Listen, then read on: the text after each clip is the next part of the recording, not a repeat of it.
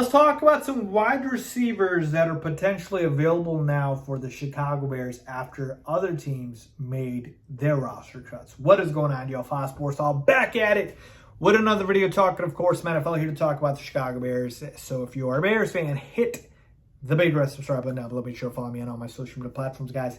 As always, let's get into it. All right, so the Chicago Bears made their cuts and got their roster down to 53 men, just like all the other teams did.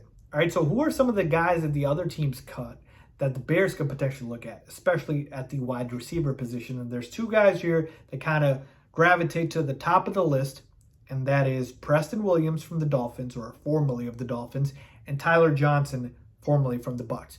Both guys got cut, so let's talk about each of them. Preston Williams, we'll start with him. He's 6'5", 220. He's a guy who had an impressive rookie season, but has had issues staying healthy thereafter. He was just the odd man out in Miami. We know they have no shortage of good receivers with Tyreek Hill and Jalen Waddle. And so does it make sense to get a guy like Preston Williams in here? I like Preston Williams, but man, guys that are injury prone, it's always an issue. And just based off of talent, though, Preston Williams could easily be the third most talented, I should say, receiver on this Bears roster. So I certainly wouldn't mind it. I just feel like the guys that the Bears have on the roster, like the end of the wide receiver room with Pettis and Sharp, I don't know. I just feel like some of them have gotten some sort of chemistry with Fields. So, man, do you want to bring in a guy like Preston Williams who's never really been able to kind of put it together? He is a big body guy, like I said, 6'5", so that does help. But we have N'Keal Harry, who's kind of similar. So I'm indifferent, honestly. I wouldn't mind either way if they did sign him or if they didn't. I don't think he makes a big difference to the team. Now let's talk about Tyler Johnson, the other receiver I talked about. 6'1", 206, athleticism is there. He's a productive player, and he's put up numbers a little bit with Tom Brady, but has had some issues with drops and whatnot. He's a bit of a smaller guy in terms of the receiver spot. Again, 6'1", which is decent size, not the biggest guy.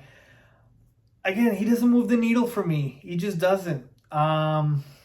He's got talent. Don't get me wrong, he does. But that's kind of where I'm at here is like, neither of these two guys I look at and I'm like, man, adding them to this wide receiver room is going to add a lot of talent.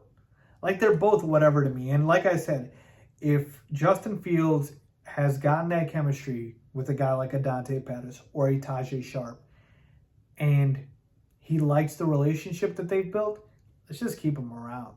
Let's just keep him around instead of signing these guys. And I've been the first one to say the Bears need more talent. I really do, but do I really think Preston Williams or Tyler Johnson could be defined as that talent that we need to bring in?